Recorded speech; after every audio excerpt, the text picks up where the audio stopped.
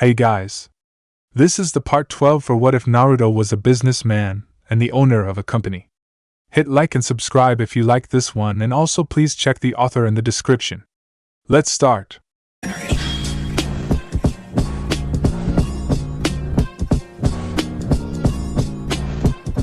Chapter 15 and 16.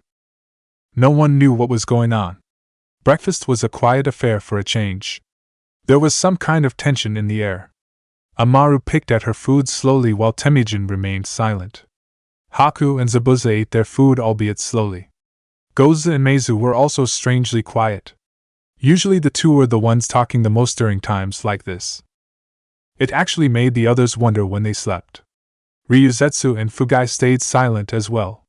Tsunami tried to eat, but the uncomfortable silence was stopping her from doing so. Ranka and Kamira glanced to each other, but neither said a word, much less moved. Not even Rinko, Tuka or Fu could eat. In fact, the only two people who seemed to be eating normally were Inari and Naruto.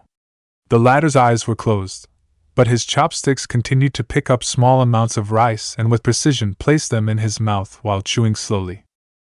Everyone flinched as they watched the blonde eat. It was like if they uttered even one sound, then his eyes would open and reduce the entire village to dust as fast as they could all blink. However, as they all thought about it, there was another pressing matter for everyone to ask. Where was Kisa? As far as Fugai and Ryuzetsu and everyone else were concerned, Kisa had always been one of the earliest people awake for her job. Maybe she was more tired than she let on and was resting, but no one felt that was the case.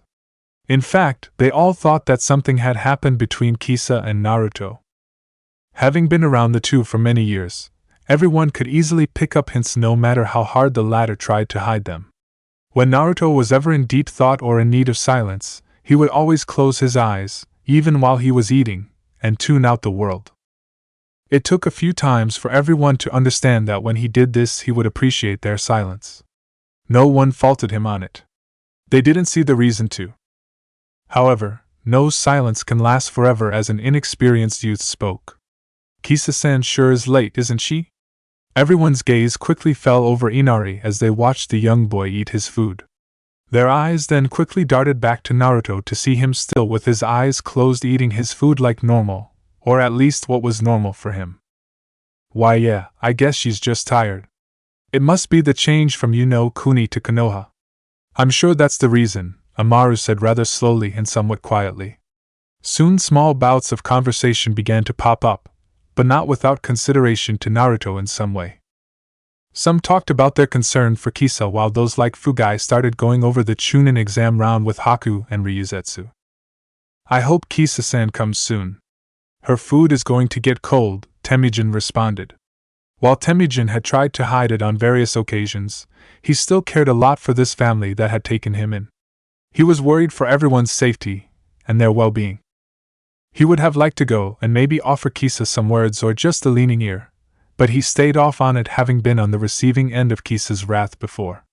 Needless to say, but he was never going to be the one to do that again. Hearing Temujin's statement, Tsunami gave a small sigh before looking down at her food. She wouldn't say that she and Kisa were close friends. It seemed more like they had just started to become friends at the most. From everyone's eyes it could easily be seen that Tsunami was concerned for the green-haired woman. However, no one asked her. She would talk about it if she felt that it was important. I agree with Temujin-san, and maybe I should go give her some food, Tsunami suggested. No one seemed to go against her suggestion, but they all rather turned to Naruto to see his thoughts on the matter. Slowly Naruto's eyes opened, but he didn't speak. No, in fact everyone was startled to hear the creaking floorboards signifying footsteps. Everyone's mouth stopped moving quickly as the sound the footsteps made became more evident. No one spoke during that time. Slowly feet touched the ground floor and everyone turned their heads to their incoming guest, and it was easy to say that the sight surprised them. Nearly all their lives, no one had seen Kisa as she looked now. Perhaps it was the businesslike tone that she always seemed to exude while in conjunction with her shinobi training in her own time, but she had her own way of looking after herself. This was most definitely not one of them, and with it they could see that now something was most definitely wrong. Kisa's hair was unkempt, messy, whatever you wanted to call it. Her once shiny green, long hair had spiraled out over her entire face, resulting in a few split ends. She hadn't brushed or combed her hair. She was wearing some shorts and a gray sleeveless shirt. She seemed to be mumbling to herself, her words being incoherent and unheard to everyone else. The now aware Naruto raised an eyebrow at her appearance before letting a sigh escape his lips. The thing that made everyone shudder was her eyes. Kisa had bags underneath her eyelids, indicating that she got virtually no sleep their first night in a comfortable place with good beds. Her eyes were also bloodshot, and it was that in addition to the fact that everyone seemed to express the same worry over her. Her cheeks seemed to be slightly moist. It was almost like she had been crying or whimpering or whatever for who knows how long. For all their lives, no one, without including Naruto, had ever seen Kisa cry. The closest who had come to that was Tsunami, and even she never saw it. Kisa was always too strong-willed for that. She was always too sure of herself to have this kind of state. It was almost illogical, in every sense of the word. Kisa-san, would you like some breakfast? Tsunami asked, attempting to spark some reaction from the woman. It didn't work. Kisa stepped forward, but didn't say anything to her female partner of the shipping division. She merely sat in an open chair and slowly began to eat her food like she didn't even acknowledge everyone else there. Now breakfast became tense again. In fact, it was so tense that even the unknowing Inari couldn't even eat. Everyone had stopped right in their tracks. No one did anything. This was the atmosphere for more than half an hour as Kisa continued to eat and drink without saying a word to anyone. If anything, it looked like her plate wasn't getting any smaller. Suddenly everyone shivered as they watched Naruto stand to his feet. The young blonde took another glance to Kisa, seeing her state. It was possible that he had made an error in his meaning. This wasn't one of those reactions that he was expecting, or at least not so early. She was definitely angry when he told her, vehemently denying it all. Naruto had tested her to his evidence of Fu's birth, but he also tested to her treatment as a Jinchuriki. It was easily to see that he was angering Kisa that much more, but Naruto still held the control and they both knew it. In anger, Kisa said that they should quickly get her daughter, or at least have her see if this was really her daughter, but Naruto forbade it, at least at the moment. When Kisa asked why, he told her that she needed to be patient. 1. They couldn't just take Fu without Taki's permission. Things didn't work that way, and Naruto could at least see why Kisa was so angry, but her anger was blinding her, and he needed her level-headed. Not like she was right now. I am leaving. Most likely I will be gone most of the day. I will try to come back to fix dinner if you are all willing. Until then, enjoy your time within my house. However, my rules still stand, Naruto said with narrowed eyes. Everyone took a large gulp, swallowing the lumps in their throats before they quickly nodded.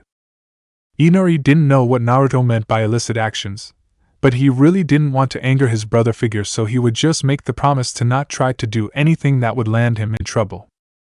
Seeing their obedience, Naruto slowly nodded. He then collected himself and picked up his kits. It was easy to see that the three were happy to get out of the room and even the house as Naruto placed them in their spots. He quickly made his way towards the front door. "Be safe, Naruto-sama," Amaru called out. Naruto stopped at the door and turned his head. He saw the others smiling at him, and Naruto closed his deep blue eyes for but a second before opening them again. He nodded firmly. "Thank you, Amaru," Naruto said, and then proceeded to close the door. Seeing him leave, everyone could feel just a part of the tension begin to fade, but then they all turned to Kisa, or at least where Kisa was supposed to be seated, as they bore their eyes to an empty plate. Everyone gawked before they quickly turned their heads and noticed Kisa walking up the stairs without a single care in the world.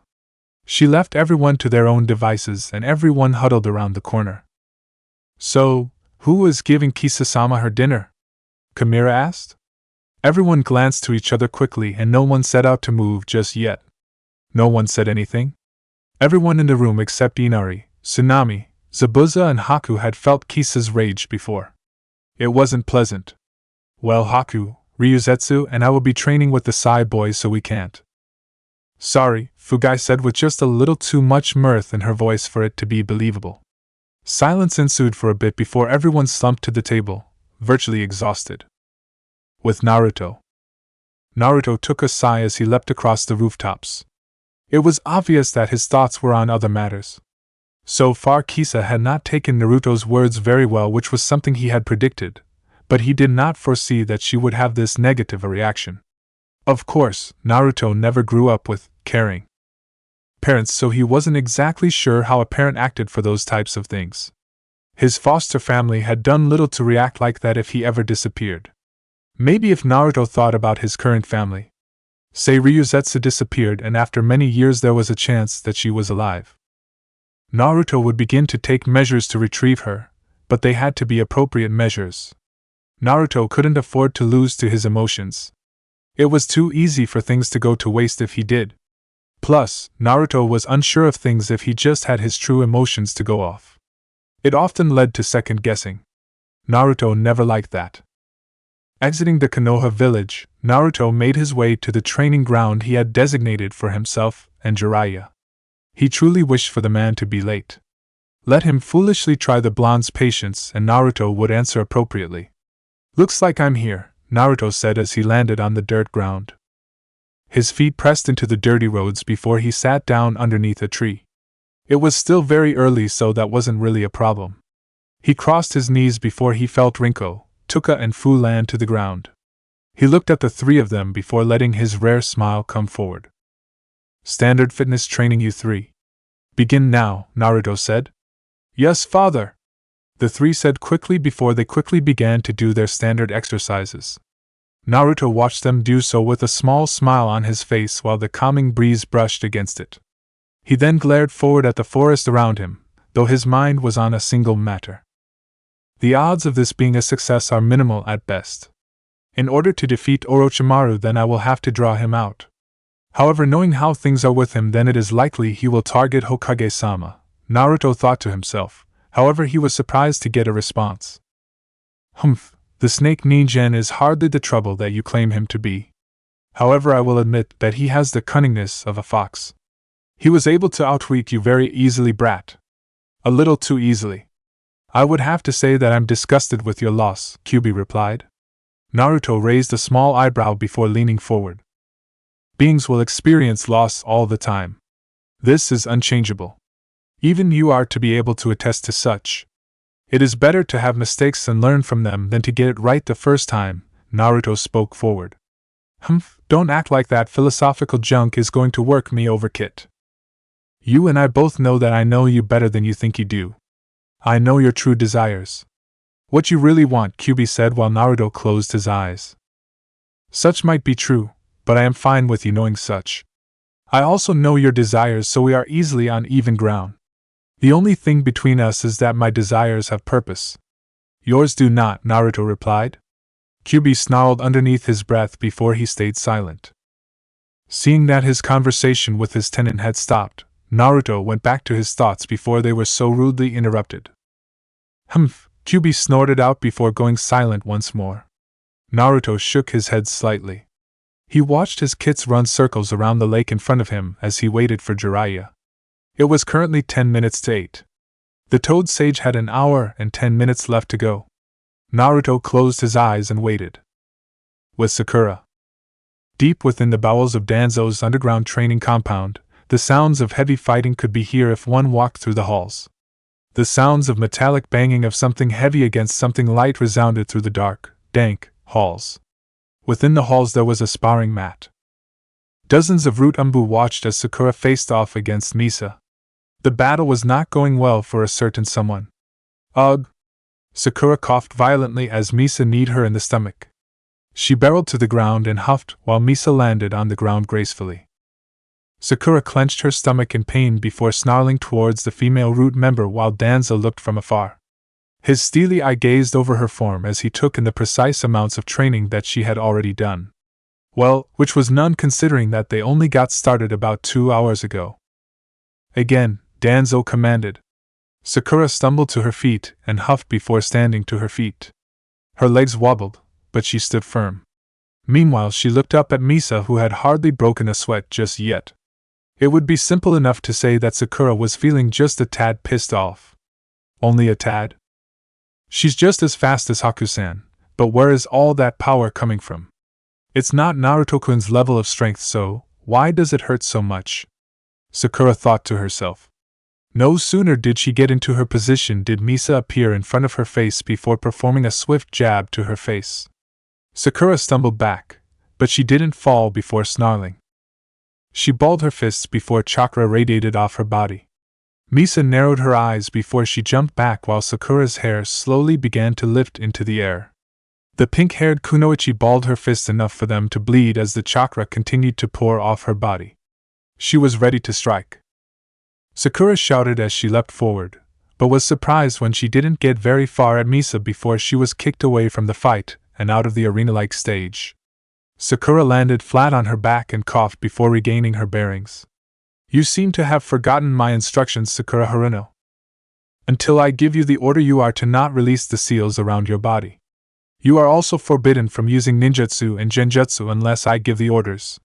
You are strictly to focus on your taijutsu, Danzo said firmly. Misa slowly narrowed her eyes as Sakura strained her body to lean forward. She looked forward and noticed the one who had kicked her had been that boy from the Exodus group, Sai, she believed his name was. He retracted his foot before jumping back to Danzo's side. With her splitting headache, she honestly wondered just how this man had been a teammate to the Hokage. From what she knew of the Hokage, this man was just an entire opposite. She really didn't know his reasons for training her, but she'd be damned if she asked. What's the point to this? How am I supposed to do this without ninjutsu or genjutsu? Sakura hollered with a huff. Danzo looked down on her from the place he was watching. Sai stood next to the Root Umbu leader looking down on Naruto's teammate with his fake smile. Misa merely remained emotionless as she could.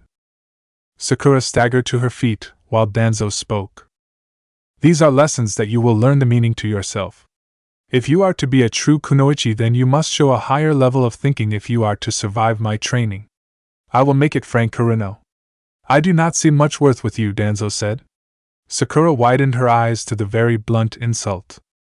She was ready to talk back before she watched Danzo pull out a scroll. Your training within this academy has been abysmal to say the least, and your only strength seems to be your analytical skills, which compared to that of a Nara are average at best. Compared to your two teammates you have nothing. Danzo spoke the truth that he felt in his heart. Sakura snarled before she swung her fist and buried it into the wall, leaving a small indent in said wall. I'm not like that anymore, Sakura protested. She hated being reminded of times like those. It actually made her cringe in disgust of herself. The way she acted and treated others was pathetic. That's one of the reasons she tried so hard. She couldn't go back to that person. She didn't want to at all. Uchiha Sasuke was a prodigy from the Uchiha clan. Though the boy has yet to learn proper humility and the purpose of true strength, he is no doubt better than the average shinobi. Uzumaki Naruto, all of his skills are of the higher than average Chunin bar. As you now know, there is virtually no shinobi art that he hasn't attempted and mastered. He is truly a prodigy, far passing Uchiha Sasuke and the rest of those your class grade, even if you were all partnered. He is one that I hold in high regard. Danzo spoke and Sakura shivered. She looked at the ground quickly. Her hair shadowed her eyes and she tightened her grip. What do you have to offer your team? Danzo asked, and Sakura trembled in anger, fear, and frustration. What did she have? She wasn't sure what she had. Even with her training, she needed Sasuke to tell her how to fight Haku. During the fights with Kagura and Bando, she did nothing except scream and shout her fears. During the fight with Orochimaru, though it was understandable, Naruto had saved her from dying, and due to her weakness Sasuke had got bitten with a curse mark from the snake Sannin. As far as Sakura had remembered, the only thing she did of worthy note from Naruto was when she had fought off the 3 Oto Nin and stood her ground to Sasuke. Other than that, did she really have anything? That's something that truly defined who Sakura Haruno was? Silence ensued through the training room as a few Root Umbu watched Sakura remain still. She said nothing for the longest time, but even the emotionless faces the Root Umbu had couldn't hide the smallest forms of surprise when Sakura dropped to her knees. I have nothing. Nothing makes me different from Sasuke or Naruto-kun. All three of us have speed and we're physically strong, but I don't have anything that sets me apart, Sakura answered honestly. She didn't know what they wanted from her, but she just gave her answer. Sai and Misa watched the display slightly interested while Danzo banged his staff into the floor, making a ringing sound vibrate through the walls of the training room. That's right, as you are now, you are only the normal person of the team. When this training is over, we will discover what the person named Sakura Haruno is all about, Danzo spoke. Sakura widened her eyes before shooting up her head. Now then, Sakura Haruno. Do not disobey my orders. I said again. Danzo's voice rose yet maintained that air of composure and formality. Sakura snarled before she trudged back into the arena. Once she got back onto the platform, she widened her eyes when she noticed 3 other Umbu by Misa's side. They all shifted into their taijutsu stances following Misa while Sakura tightened her gloves and went into her own stance. She didn't know what she had to offer the team just yet. She only hoped that she discovered it soon, and if Danzo could make it happen, if he could make Sakura find out herself, if she could make herself better to surprise Naruto, then let her get punched, kicked, and injured. It was all worth it. Shouting, Sakura charged the group of unknown root Umbu. Mountains, Kakashi. Kakashi groaned as he continued his rough and dangerous trek up the mountains. Jumping from one rock ledge to the next, the sweat dripped from his face. I guess I have gotten sloppy. This isn't as easy as it used to be anymore, Kakashi said to himself while he continued to climb the rock wall with one hand tied behind his back, literally. He grunted as his feet dug into the openings of the mountain before his mind took him away. Kakashi had spent a better part of the morning looking for Sakura and Naruto. Obviously, if he was here, then he hadn't found them. He had wanted to go over what he would have liked for them to cover for their portion of the Chunin exams, but he couldn't find hide nor blonde or pink hair of the two.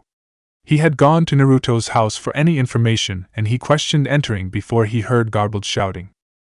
Then there was a smash, a crash, and then finally small whispers of crying. Kakashi wisely left. When he had finally tracked down 2 people who know of Naruto, Amaru and Temujin he thought they were called, they told him that Naruto left early in the morning after fixing everyone's breakfast. Kakashi knew full well that Naruto would definitely not be found if he didn't want to be found.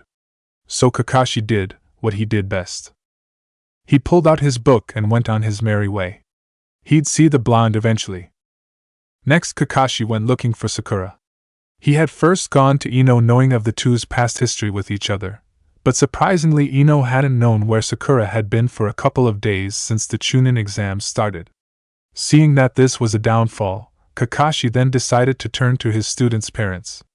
Surely they would know where she was. So Kakashi went to Mabuki and Kizashi. The look on his face did not do Kakashi justice when he learned that Shimura Danzo had taken over Sakura's training for the Chunin exams. For as long as he could remember, Kakashi had always been wary of Danzo. The man just didn't sit right with Kakashi, nor did his little root organization. Kakashi had been told that they disbanded, but that's not what he believed to be true. But for what purpose would Danzo have in training Sakura? Kakashi didn't want to sound like an ass, nor did he mean to diminish the accomplishments that Sakura had done or made, but when compared to Sasuke and Naruto, Sakura was average, maybe? Maybe that was Kakashi's fault, he wasn't sure, but for whatever reason he was going to see the Hokage about this. If it was legit, then he would let it go, but not before then. After about half an hour, Kakashi finally grabbed the top of the mountain ledge and hoisted himself up. The sun glared into his exposed eye before it was covered by a figure. Hey, what's up? You're late. Though I should probably expect this from you, the figure spoke before Kakashi sighed to himself. Don't think that you are better than me just because you got up here faster. Besides, you didn't even do it one-handed, therefore you can't talk, Kakashi said, pulling himself up. His vision cleared and before him stood Uchiha Sasuke. The young Uchiha snorted while Kakashi got himself settled for a bit. So why did you even bring me up here? We are training, correct? Sasuke asked and Kakashi slowly nodded. Ah, that's right, Sasuke. We're going to be training you for the Chunin exams. I don't know what's going to happen in this free-for-all that Hokage-sama decided, but it's not like I make up the rules. However, I know you, Sasuke, though you shouldn't you go put yourself in danger needlessly. I have no doubt that you will attempt to go after the ones who bested your time in getting to the tower. That Sunagekure team is dangerous, Sasuke, Kakashi warned. Humph, you don't need to tell me that, Kakashi. The guy with the gourd has his body practically flowing with Ki. He's very strong, though I've never seen him fight. Also, I have gotten stronger now thanks to Sakura. I was reluctant, but feeling the power that she has now will help me achieve my goal of taking down that guy and then ending Itachi's life, Sasuke snarled. Kakashi sighed to himself once again before rubbing his gray hair. We'll see, Sasuke, but for now let's get started, Kakashi said, and Sasuke slowly nodded with a small grin on his face as he did so. This was bound to be a good month of training. House, with Kisa. Kisa groaned as she looked at herself in the mirror.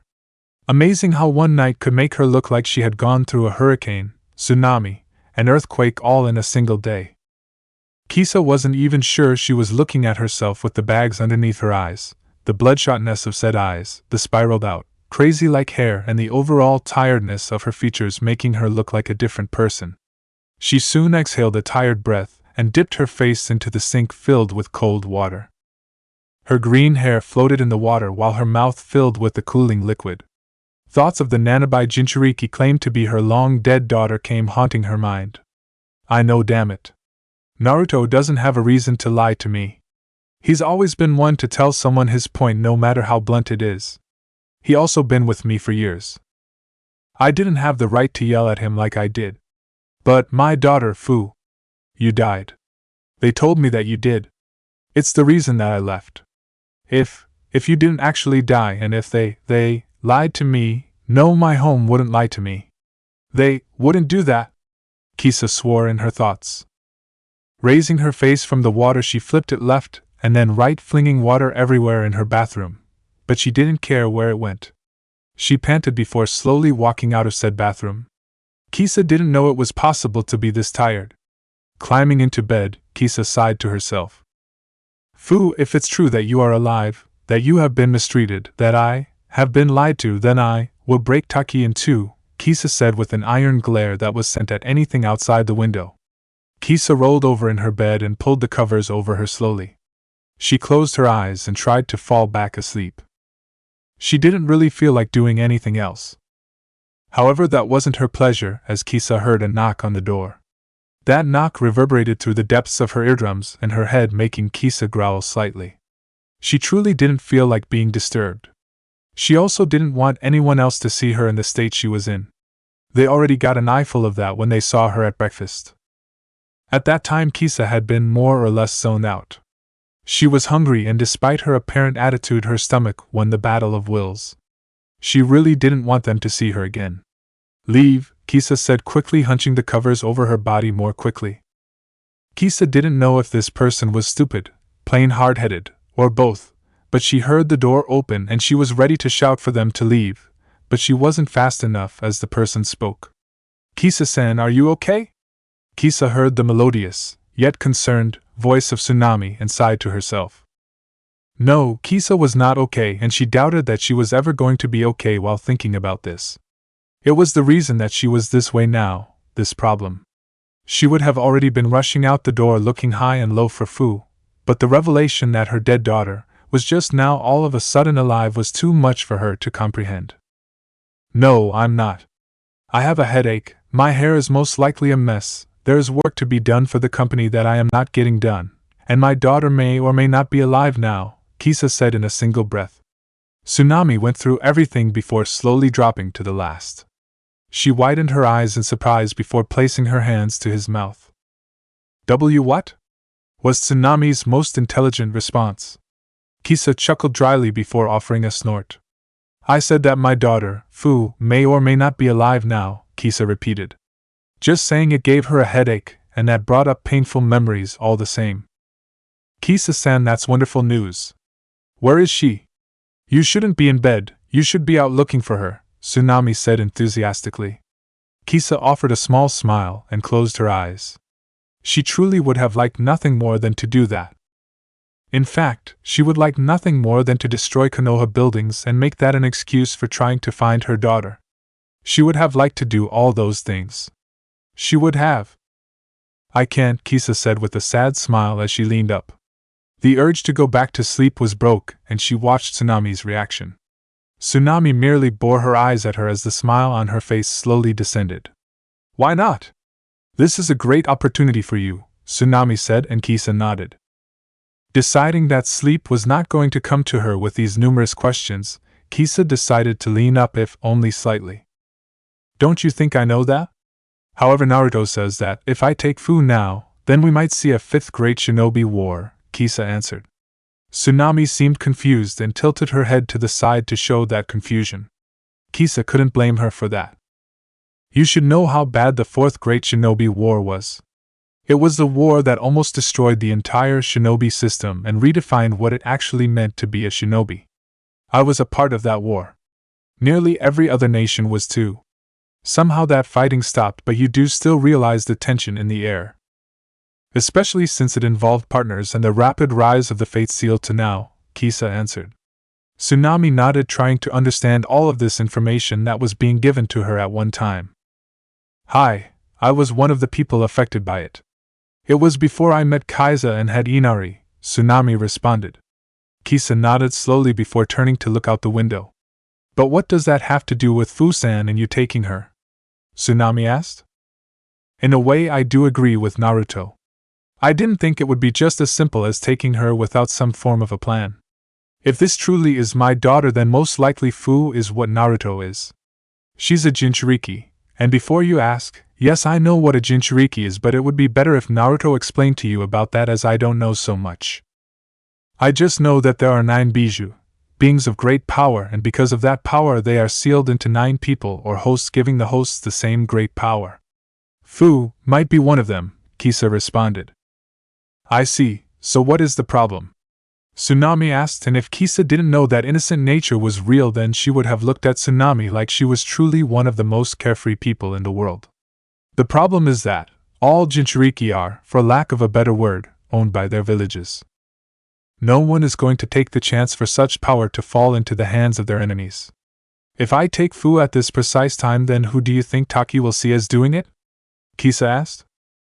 Tsunami thought for a moment, then followed Kisa's gaze out the window and bore that sight that she looked at. Konoha, Tsunami said in realization. Kisa nodded slowly. She sighed and pushed her green hair back slightly. Taki would assume Konoha had stolen their Jinchuriki during the Chunin exams. Naturally, if they negotiated, then Konoha would deny it to the fullest because they wouldn't know, but Taki would take it as an act of war, and Taki, while small, actually has the most allies of any of the smaller nations. It will break its alliance with Konoha and rally its allies for another war. Naruto says he will not profit off wars, Kisa answered. But Naruto-kun makes weapons. Why wouldn't he want to profit from a war?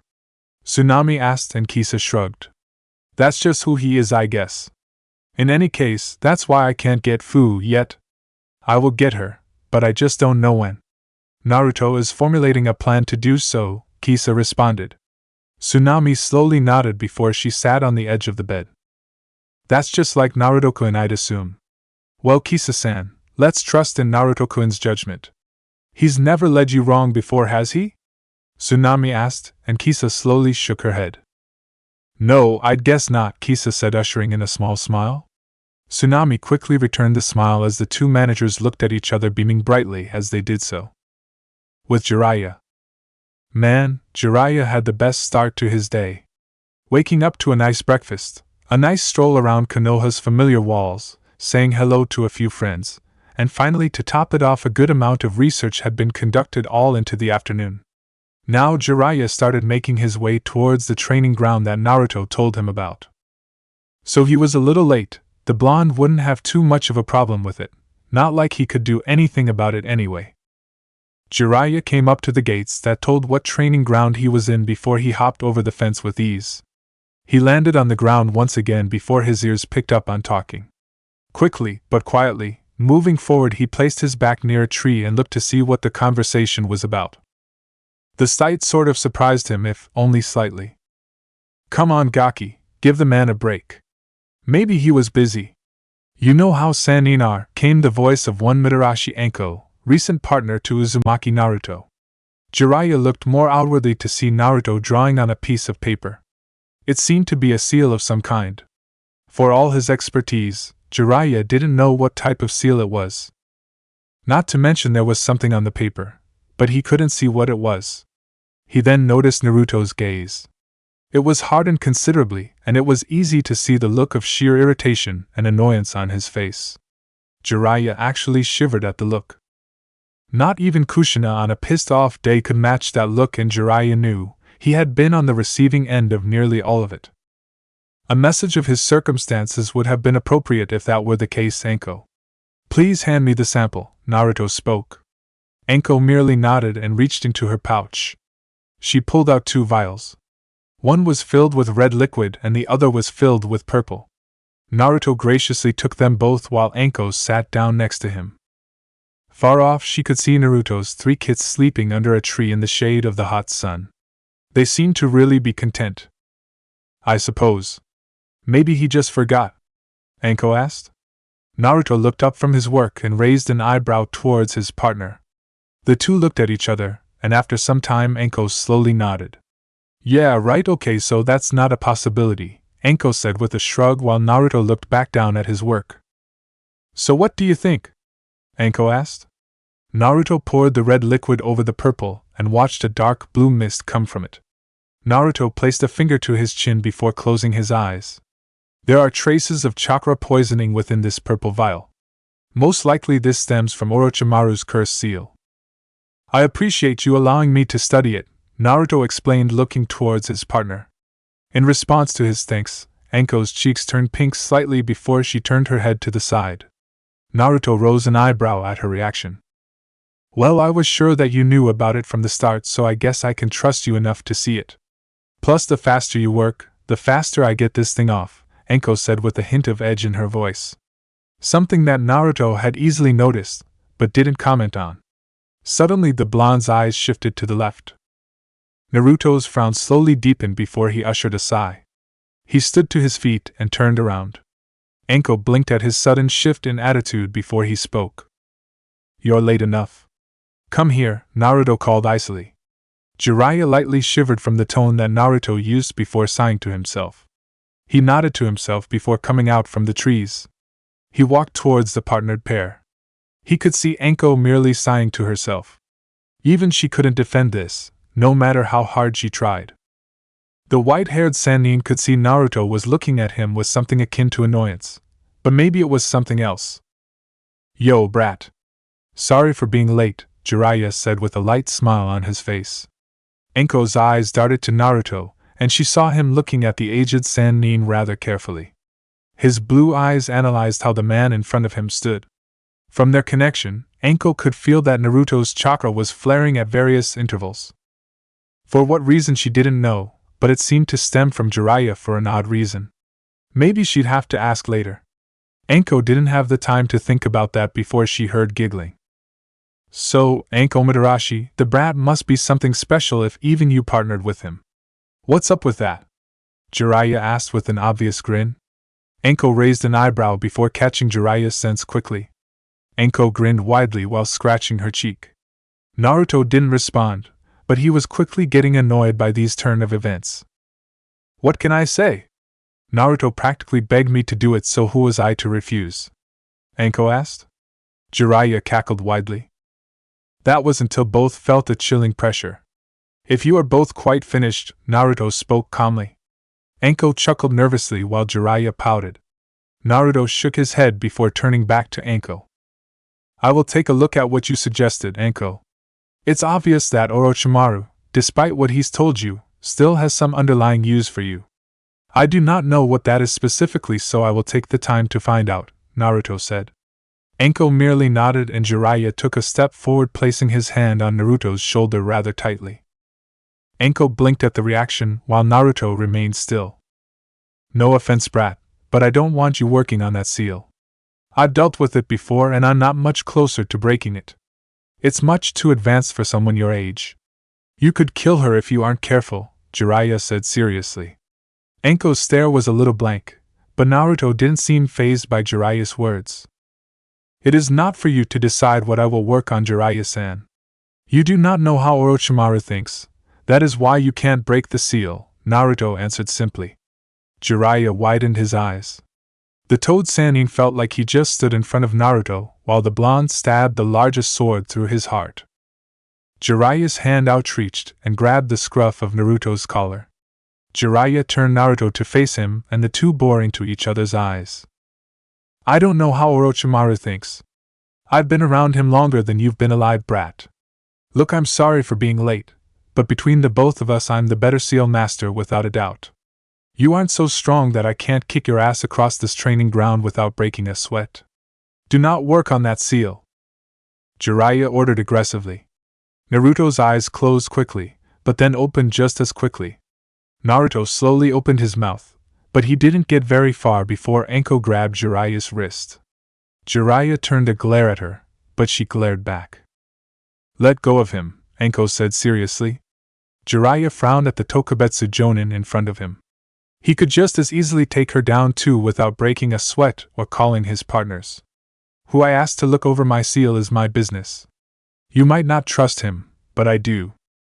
So does Hokage-sama, or does the fact that you're both looking over the sealing barrier for the village not tell you anything? Anko asked. Jiraiya knew that she spoke the truth, but he didn't like it. Was this really how Minato and Kushina's son turned out? He turned out to be so unlike his parents. Thank you, Anko. Both Jiraiya and Anko turned. The sight surprised Jiraiya when he realized that he wasn't holding Naruto's collar anymore. Naruto was back on the ground without much care. He was straightening his wrinkled clothes while taking a deep breath to calm himself. How did he get out of my grip? I turned my eyes for a minute. There was no way he could escape without chakra without me sensing him do it, Jiraiya said to himself. Anko swiftly let go of Jiraiya's wrist and dropped her arms to her side. Meanwhile, Naruto knelt to the ground. Get to work on this, Naruto answered, holding his hand out to Jiraiya. Jiraiya looked at Naruto's hand to see he had extended a piece of paper to the Sannin. What's this for? Jiraiya asked. Naruto didn't respond immediately. He seemed to be thinking some things over. Anko watched silently, if only for the reason that she wasn't sure what to say. The sealing structure for the village barrier. I added a few more sealing aspects to it on paper and I want you to look at it for input. This wouldn't have generally taken long, but I've had to push some things back now, Naruto said with slightly hidden annoyance. Jiraiya groaned to himself knowing that he had brought this upon himself. Jiraiya took the paper from Naruto's hand. If you're done, Naruto, I'm going back to the TI department. Got loads of work to get done if I even think about having time to myself. I'll see you later, Anko said, and Naruto watched her go with a small nod. He couldn't help but smile slightly before hearing Jiraiya's voice. As much as Jiraiya was loath to admit it, this was masterfully done. The seal on the paper was now given a complete overhaul of sorts. Gone was need for there to be chakra inhibitor seal for it to keep working. Plus the mechanics for this type of working weren't very complicated at all. Plus it seemed to react that it would detect even the small fluctuations of chakra that came even beyond the barrier. It was like it could sense these things. Then it had a memorizing feature where if a person came to the barrier, then that barrier would siphon a little chakra, giving the guards a visual estimate of how strong the person was. This seems to work out fine. However, whatever you're thinking isn't going to happen. For one, this would only work against those who have a considerate amount of chakra. If it was more upscale, then it would hold value. Though I wouldn't expect you to know what I mean, Jiraiya said, scratching his scalp. It wasn't like Naruto would know Fuinjutsu speak. You mean to say that because I configured it to detect the presence of S-rank people, then it won't try to detect anyone below that specific level of chakra? Naruto responded. Jiraiya looked at the young blonde like he grew a second head, if only for a second, but then again this was his former student's son. Not to mention he was also the only known Uzumaki still alive. Of course he would be able to understand appropriate Fuinjutsu. I suppose that holds value. I'll have to redo it then, Naruto said, taking the paper, and Jiraiya watched the young blonde quickly go back to work on what he was doing at the moment. Jiraiya then proceeded to look into the sky. The sun was hot. Hours and hours passed for the duo as they continued to work together over the seal barrier for the village. Both went through the strengths and weaknesses of each other's sealing techniques or sealing formulas at the various things that the other could do to fix said formula. As they talked, Jiraiya found himself more and more intrigued by the genin known as Naruto Uzumaki. The things he explained, the words he spoke, the way he moved, this was too calm and firm to be of genin level. Hell, it was even more firm than the stance that a Chunin held. Jiraiya had to wonder what made Naruto's body feel so alert yet relaxed at the same time. It was like he was ready to strike a kunai at a moment's notice. Jiraiya had seen this type of situation before. It was usually in war orphans. Now Jiraiya wasn't an idiot, despite popular belief. He had known about Naruto's circumstances. The fact that the blonde was the Kyuubi Jinchuriki and his former student's son wasn't even lost on him. Even though he wanted to just grab the blonde and bring him into a hug, but he always halted himself for two reasons. 1. He had no idea how Naruto would take it that there was someone who could have been there for him despite his possibly horrible childhood. Jiraiya knew the life that Jinchuriki had. Lonely, hated, despised, and treated as even less than humans for things they didn't have control over. Jiraiya had hoped that maybe, just maybe, Naruto had a better life and he could protect him from the external threats. However, that didn't seem to hold any value at all. Not to mention, when Jiraiya had learned of Naruto's disappearance, he literally turned over half of Hai no Kuni looking for the blonde only to come up blank for years. Never had Jiraiya felt more guilt and anger than at that time. However, he still had work to do for Konoha, so he had to, regrettably, forget about Naruto for the moment. Now that he saw him, he didn't expect this. The sun was slowly beginning to set when Naruto and Jiraiya finished. Naruto brushed some sweat from his face before standing to his feet. "We will stop here. In 2 days we will come back together again, and then we'll work on a bit more," Naruto said as he collected his things. Jiraiya didn't have a problem with a schedule like that. It actually worked out better for him. "Hey brat," Jiraiya called. Naruto turned a glance to the aged Sannin in his eyes. The two shared a look for a little while before Jiraiya finally spoke again. "Sorry to burst your bubble, but between this little project we've got going for the old man and the recent job you have of becoming a weaponsmith, how exactly do you plan to ace the Chunin exams?" Jiraiya asked, and Naruto frowned. "There is no reason for you to be concerned with that. I will merely do what I have always done," Naruto answered. He then gave Jiraiya a bow before walking away.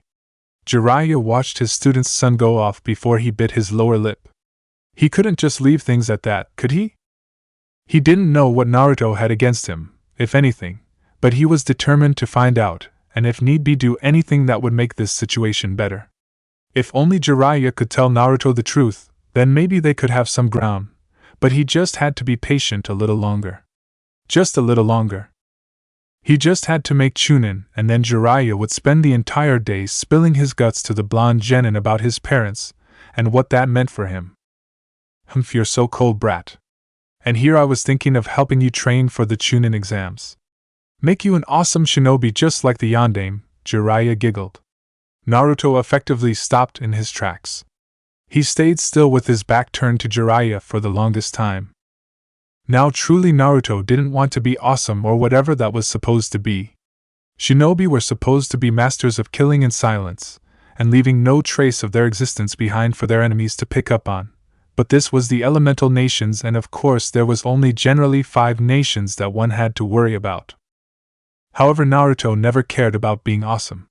If he were honest, then he would have preferred a life without killing. Things were so much simpler that way, but even then it was an absurd, optimistic type of reality. One that would not come true. Not without divine means. "I do not want to be what you claim, Jiraiya-san. I appreciate your concern, but I don't need it. I will be on my way. I have to make dinner for my guests," Naruto said half-truthfully. Truthfully, he didn't need to go rushing home just yet. However, he had an idea after so much time to himself in the morning, and all of it went into thinking about Kisa's predicament. As Naruto had expected, he had controlled Kisa's rage very well with his non-aggressive stances as well as the existing trust that she had in him, but Naruto wasn't exactly sure how long that could go on.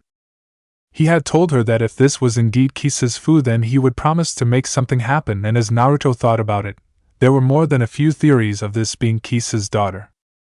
No, it didn't just stem from her having the same name or same place of origin, but it also had to do with her green hair, dark skin tone, and orange eyes. Those were features that could never be so easily matched. Plus, Naruto could feel it. Naruto found early in his life that he could predict a person's affinity.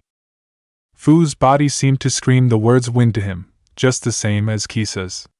However, no matter how sure he was, Naruto didn't like to speculate if he knew he could get the whole story, but he had an idea. One that would prevent the rise of a fifth great shinobi war as well as taking Fu if need be. Oi brat! Naruto blinked his eyes back into reality. It seemed that he had tuned the white-haired sage out to think more clearly. Yes? Naruto responded. Jiraiya grumbled to himself before patting Naruto's shoulder. While you don't have to be awesome, I have nothing better to do and you seem alright, although we're going to have to work on your attitude during training, Jiraiya said with a small smile. Naruto stared at the man for a good few seconds before removing Jiraiya's hand from his shoulder. I asked that we keep this strictly professional, Jiraiya-san. I'm still annoyed that you were late and made me waste my time, Naruto said, turning around. Jiraiya's face turned slightly grim before Naruto spoke again. However, if you see it fit to watch while I perform my own training and think you see somewhere that I could improve in an area, then I will take those things into consideration, Naruto finished. Jiraiya widened his eyes as he gazed at Naruto's back. He couldn't see it, but Naruto's eyes softened, if only slightly. It wasn't this man's fault. Naruto realized that, just like the blonde had things to do, then this man had things to do at that time too. It wasn't his duty to watch him or protect him. Naruto would be fair. Jiraiya's smile turned upwards and he chuckled before folding his arms. Humph, you really are an unlikable brat. I have no idea what Anko sees in you. Though I know what you see in her, kid. Come on, just be honest with me. Man to man here. What's it like? Jiraiya asked and Naruto frowned, turning around. Excuse me? Naruto asked and he quickly found Jiraiya's arm around his shoulder. This was getting very uncomfortable, though Naruto never made that clear across his face. Come on, brat. You can't tell me that you haven't asked to squeeze those melons, Jiraiya said, and Naruto raised an eyebrow. Did Anko have a fruit of some kind that he didn't know about? What did this have to do with melons? What Anko eats is with her. I don't want to squeeze her melons, Naruto said easily. Jiraiya blinked at the blonde in front of him before he took a deep breath. Kid, you do know what I'm talking about, right? Jiraiya asked. Naruto truly did not know, and he saw no shame in actually saying that. If you want to know, then just ask. Slowly narrowing his eyes, Naruto folded his arms. No, I do not. How is Anko related to melons in this way? Naruto asked, and Jiraiya fell to his knees and hands. The boy was innuendo deficient. Oh, this was so messed up. Jiraiya couldn't even laugh, especially not at the straight face Naruto had when he asked that question. Naruto rose an eyebrow while Jiraiya sighed greatly. Come on, kid, you know. The great mountains. A man's joy and fulfillment. You have to know, Jiraiya said, and Naruto blinked. It could be said that the young blonde was hardly amused at trying to figure out what this man was talking about. He had other things to do, and figuring this out wasn't one of them. I do not know. I don't know everything. If you are finished, I will take my leave, Naruto replied. Jiraiya seemed ready to speak, but he was easily surprised when Naruto walked over to his kids. Jiraiya's surprise went even further when Naruto actually smiled at the three and scratched their ears. Jiraiya didn't know what Naruto said, but the three kids quickly nodded and shot off in some impressive speed, which Jiraiya noted before Naruto's presence vanished from the area in what Jiraiya could only describe as record time. He left Jiraiya alone in the fields before the Toad Sage shook his head and looked up at the sky. Sensei, Minato, what has happened to him? This can't possibly be the Naruto that I remember, Jiraiya said to himself. Quickly collecting his papers, he shuffled them together, and then walked off, leaving the field as well. KyuubiGoku. Reikage-sama, please hurry. We were supposed to have left 2 hours ago, a certain dark-skinned female assistant to the Reikage spoke. She sighed while her heels tapped the ground, slightly irritated. It was obvious that Mabui was maybe sort of a stickler for time being kept. She didn't know where she got it from, but she just hated being late if it could be helped. Ever since she had been to Konoha, other than the getting lost thing, she had enjoyed her time there. Especially with the time to herself that the young blonde genin, Uzumaki Naruto, had given her when she read that book her offered to her. It was good to come down from the mountains and the clouds down to the places where the air was at least more pleasant. Being in the clouds, KyuubiGoku shinobi naturally had bigger lungs than normal to help them cope with the height difference. So when they ever came down to gentle air, it was something to be appreciated.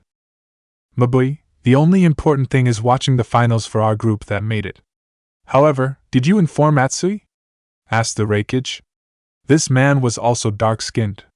He had a large muscular build, along with blonde hair combed into the back of his head. He also had a small mustache and beard. He wore the standard KyuubiGoku Reikage hat and white robes. Around his arms were gold bangle bracelets. Each seemed heavier at a second look, but maybe they could have also been weights. Mabui never understood her Reikage's obsession with those. Reikage-sama, that is wrong. You also have a meeting with the Hokage of Konoha as the Kazekage of Suna. Also yes, Atsui-san has been given the message by his sister, Samui. He said that he wasn't going to go to the Chunin exams this time, but it seems that Samui said she needed him quickly. The letter spoke with such conviction that Atsui actually wondered if it was from Samui, but he's going. He's already at the gate waiting for us. Mabui spoke sternly, yet her face never contorted to be such. Also, if she was going to be surprised when someone's shadow stepped behind her, then her face would have shown it, though it didn't. I still don't understand why Reikage-sama has to meet with them. They're nothing but dogs, came a voice behind her. Mabui sighed and shook her head. Right behind her, she more or less figured, was one of two of the Reikage's bodyguard. She could just see his blonde hair right now, giving him the appearance of another blonde on her mind, but she shook her head from those thoughts. Sure-san, you shouldn't think that way. Besides, opinions aside, our team did make it, so we are obliged to go watch, Mabui said while the blonde-haired man named Sure grumbled to himself. He folded his arms, but nodded all the same while the Reikage took a step forward. Mabui, where is B? He asked, and Mabui rolled her eyes. Just thinking about the Hachibi Jinchuriki and his whereabouts was a headache all by itself, and not one that she truly wanted. However, it was a question that she was ready to answer. He is at his house, Sama. We can only hope that he stays that way, Mabui said, thinking about the Hachibi Jinchuriki's escapades. If he doesn't, then I'll be sure to give him an iron claw when I get back. Let's go, they said as the three of them quickly headed for the door. Mabui and Sure stood at his side and followed him out. Each of them entered the hallway and walked through its corridors. Mabui-san, it might just be me, but if I had to guess, then you almost seem too excited to go to Konoha? Sure asked. Mabui took a small, but sharp glance to the blonde shinobi next to her. Sure was looking at her inquisitively, his face asking questions and doing some kind of underlying research. Mabui didn't really like that gaze at all, but she didn't let it show on her face. You're obviously reading too much into this situation. I have no particular excitement about going to Konoha or not, but I am Reikage-sama's assistant, and him not getting there on time will look bad on Kumo, and I don't want that to happen, Mabui said. It almost sounded like, at least to Sure, that she was trying to convince herself of that. Sure was one of Darui's best friends. The two did lots of things together. That's why when Sure had learned about Darui's partnering with Mabui, then it seemed like it would be one of those famous pairings he heard a lot about, especially given Mabui's abilities, but it wasn't to be so. Mabui used the method and got rid of the partnership, and to this day she never even said why. The only person she said it to was Darui, which the older man just let her go. To this day it still confused Sure, and he wanted to know, but Mabui just wouldn't say. The only other person who would talk would be Darui, and fat chance of that happening. Exiting the Reikage mansion, the trio made short work of getting to the gates. There they convened with the young blonde Chunin, Atsui, brother of Samui. He had shoulder-length, blonde hair, worn in an asymmetrical bowl-cut style, and greenish-blue eyes. His typical attire consisted of a sleeveless version of the standard KyuubiGoku uniform, along with the village's respective flak jacket. He also had bandages on his forearms, shin guards, and the kanji for heat tattooed on his left shoulder. As her feet trudged on the ground, Mabui took notice of the far-off look in the young blonde's eyes. Mabui's heart had to go out to the boy. It had now been 6 or 7 years that Kumo shinobi came across Atsui and Samui. When KyuubiGoku found them, it was truly a horrific sight. Their clothes were covered in blood, torn, literally incapable of being worn. Both their faces were covered in dried blood, dust, and dirt at the time. However, nothing shook Mabui more than their eyes at that moment. Samui was holding her brother with one arm over her shoulder when they were found. Both their eyes were devoid of emotion. Their cheeks were wet from stains of tears. It was like they had each seen something terribly tragic and couldn't even process it at the time. It took numerous, and Mabui meant numerous, sessions to even get the stoic, aloof Samui to speak. She never said anything that directly answered questions, but it was enough for anyone to speculate. A large explosion, building burning to the ground, and a little brother lost, those were the only things that Kyuumo could get. However, that was Samui. Atsui never spoke. Samui had told them that Atsui was like her polar opposite. Loud, brash, and heated, and seeing him like this unnerved her. Atsui only ever mumbled to himself, and even then the most people could hear was the phrase "we abandoned him," over and over. No one could understand. Over those years, Atsui did speak, but nowhere nearly as much as Samui had said he did previously. However, Mabui couldn't deny that Atsui was a hard worker. He was a splendid genin, quickly acing even the most remedial courses. When their Jonin sensei asked him why he tried so hard, Atsui had spoke. "It will be to his memory, my little brother," was what he said. Other than that, Atsui never socialized much. It was either work or time to him and his sister. "Atsui-san, are you alright?" Mabui asked. Atsui turned his head and slowly nodded with a soft smile. Sure sighed, as did Mabui. Even the smile seemed to be fake. "Good, Atsui, now then. Let us all depart. We will have to make up for lost time," the Reikage said. Atsui and Sure nodded firmly, as did Mabui. Everyone already had their things packed, so this wasn't going to be an issue. For jumped to his feet and picked up his things. The group quickly set out from KyuubiGoku, leaving it behind. As they walked, Atsui rummaged in his pockets and pulled out the scroll to him from Samui. This had better be good or Atsui would get hot, and not in the good way. Konohagakure. Meanwhile, Naruto was walking through the streets of Konoha. He had a single destination in mind before going home: to cook everyone's dinner. It had been a taxing day, but he put off his would-be exhaustion. Naruto flipped through the pages of his book at a moderate pace. As he did this, Naruto thought over his list. He had successfully accomplished his best Katon Jutsu and now was on to the next jutsu on his list, and for this one he had to go to the hospital. As he made his way through the village streets, the young blonde felt a pat on his shoulder. Having sensed this person for a while, Naruto's face didn't show much surprise when he turned to see Kurenai behind him. "I was right. There is no one else in the village with hair like yours." "Greetings, Naruto-san," the Genjutsu mistress spoke rather softly than firmly, which Naruto had noticed. Her speech pattern seemed to be off, if only slightly. She masked it very well, but not well enough that it could pass over Naruto. After all, he was an expert of masking emotions. That plus her eyes were also bloodshot. An unhealthy sign of sleep deprivation, eye fatigue, dehydration, and the most common case of allergies. That is what this was, or at least Naruto most likely assumed. "You seem tired, Kurenai-san," Naruto said, turning his body to give her his attention. Kurenai seemed surprised, if only slightly, before rubbing a hand over her eyes. "Oh, does that show? I'm sorry, I haven't been getting much sleep, I guess," she said, and Naruto raised an eyebrow. "I see," Naruto said before he walked away. Kurenai resisted the urge to laugh before she found herself following after him. "Shouldn't you be training for the Chunin exams?" Kurenai asked, and Naruto didn't show any indication that he heard her question. The only thing she got that he had heard her was that he responded, "I will be training for the Chunin exams. However, what I require is from the hospital, so that is where I'm going," Naruto responded. He turned and noticed Kurenai's expression darken, if only a little. It seemed that whatever her problem was, that it involved the hospital in some way. Now that Naruto thought about it, Sakura did say that teammate had been escorted out of the forest of death via stretcher. "Oh, well, that's good, I guess. I've been going to the hospital constantly," Kurenai said with a small smile. Naruto made a small grunt noise for a response, but Kurenai quickly explained. "It's my team. They are in the hospital. I guess they weren't ready for the Chunin exams. Now they're all probably going to. Kurenai didn't finish, but Naruto didn't need her to, his mind already working over her problem instead of his own. What had happened to teammate that it actually made Kurenai this silent? From the way it sounded, this wasn't a simple fight that Naruto had imagined. If this was the case, then most likely Naruto would have to look into it.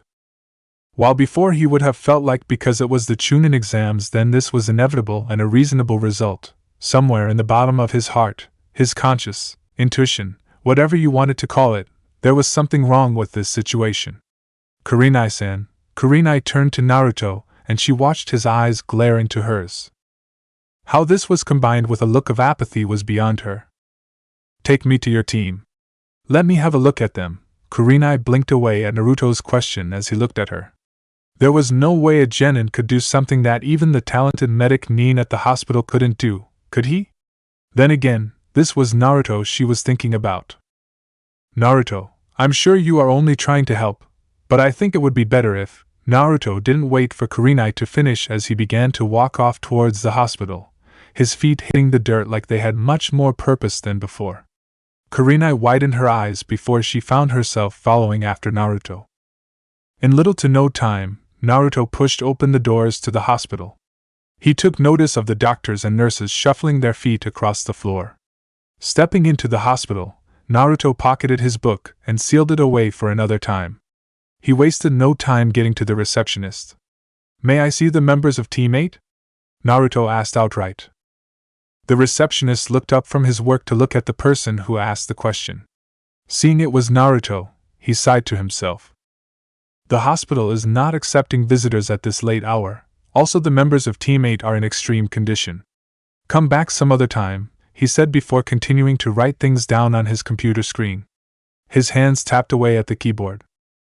At this time, Kurenai just came through the door with a small huff in her voice before she took notice of where Naruto was. Naruto turned a glance to her and glared towards her, slowly telling her his instructions. Kurenai didn't know where the gall from this genin came from, but it was something to be admired. There were very few people who could glare at her fiercely, and live to remember it, never mind telling it. Is this really a good idea? Thought Kurenai. She couldn't even believe that Naruto was doing this. What motive did he have to do this? It wasn't like her team had spent any time around the blonde. Oh sure, she knew of the young Hyuga heiress's infatuation with the young blonde, and found it cute, should she say? But it wasn't like Naruto knew about it, or if he did then he didn't seem to feel the same. Shino and Naruto never spoke, only ever nodding to each other if Kurenai ever saw them, and then there was Kiba. Now that was strange, because Naruto never rose to a single taunt from the Inuzuka.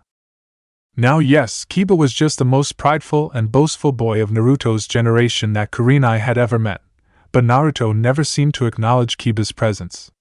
In fact, the only one who did acknowledge his insults was, if Kurenai recalled right, Sakura when the girl bashed said boy over the hair with her fist.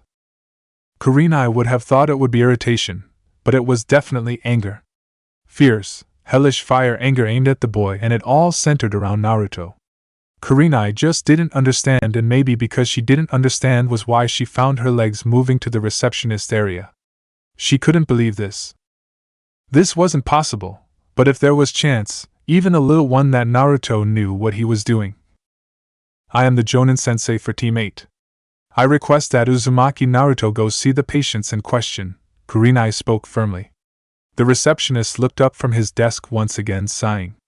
Kurenai Yuhi-san, the only person that can give clearance to the patients in question is the head doctor or parents of the patients. Without either's approval I will not be allowing you to go anywhere, he said, and Kurenai raised an eyebrow, as did Naruto. Kurenai inched away from the receptionist's desk and bit her lower lip. Naruto closed his eyes and with a small sigh held his free hand into the air. He'd rather not do this, especially to those whom he was supposed to be protecting, but if this was as Kurenai has spoken about, then there was no time to lose. If that is the case, then he may see my son. Please let Uzumaki Naruto pass. Naruto's hand twitched to a stop. Kurenai perked up, as did the receptionist. All eyes turned to the left near the door. Surprise couldn't define Kurenai's face nor the receptionist's face enough, while Naruto lowered his hand to the ground. He blinked when he took notice of Shibi Aburame, father to Shino Aburame and clan head of the Aburame clan. "Shibi-san!" Kurenai exclaimed. Naruto watched slowly as Shibi's legs seemed to float through the hospital. The young blonde always felt that air about the older man in front of him. He always had that, "I am here, but I am not here" presence. Naruto wouldn't say it intimidated him, or even scared him, but it was rather unnerving. The fact that Naruto could just sense the man as he came through the door made him wonder if his sensing skills had dwindled. Maybe he'd have to work on that as well. Shibi moved in next to Kurenai and stood before the receptionist. The receptionist stared blankly, trying to process this information before his nerves finally caught up with him, and he spoke. "Aburame-sama, are you sure? Your son is not well and he's still in critical condition. Naturally, if the parent wishes to heatedly see their child, then the hospital is to direct them to such. But the boy is a genin. What do you hope for him to accomplish?" the man asked. Shibi looked back at Naruto through his glasses, and Naruto bore his eyes forward, never flinching away from the older Aburame's gaze. "That is not something I know, so I will find out. He will be with us if you need him," Shibi said, and the receptionist sputtered while Shibi turned around. "This way, Uzumaki-san," Shibi spoke, walking down a hallway. Kurenai watched Naruto create a clone and give it something of instructions. Something about dinner before she watched it leave. She then watched Naruto find his step as he followed after Shibi. It threw Kurenai for a loop that such a thing just happened, however she quickly found herself and followed after Naruto and Shibi. As the three walked in silence through the halls, Shibi turned his gaze towards the young Naruto, the supposed pariah of Konoha, and yet, it didn't seem like such affected him in the slightest. He walked with a presence that those his age shouldn't have, and all the same Shibi could feel his hive buzzing warily. It seemed that his insects had no desire to fight Naruto. If anything, it terrified them. Perhaps it was the Kyuubi, or was it something else? "Shino talks about you a lot, Naruto-san. He says that out of all his former classmates you are the one who has intrigued him the most. While I am not sure of the impact you have had on my son, I nonetheless believe that you are a very intriguing individual. I do not know if this is an invasion of privacy towards you or not, but I double-checked your grades as well as asked Hokage-sama for your mission record. That only B-ranked mission was the one you had since you graduated the academy early," Shibi spoke. Kurenai widened her eyes and quickly turned her eyes towards Naruto. He had a B-rank mission? He got out of the academy early? Why hadn't Kurenai been notified of this when it happened? Granted, yes, she wasn't the boy's sensei, but still this felt like important information to know. There was no way that he should be able to do that at his age. Something like that hadn't happened since Kakashi and Itachi. "You humble me, Shibi-san. I have merely done things that I should have done in the first place. However, I believe that the academy has become lax as it is now. You have my gratitude," Naruto expressed. Shibi didn't nod or do anything relating to the sort. He just walked with Naruto in silence, with Kurenai following behind them. Finally, after a while, the trio came to the door for Shino Aburame. Shibi opened the door and allowed Naruto to walk inside. He then allowed Kurenai to follow before he closed the door. It was then that Shibi turned his eyes to Naruto, as did Kurenai.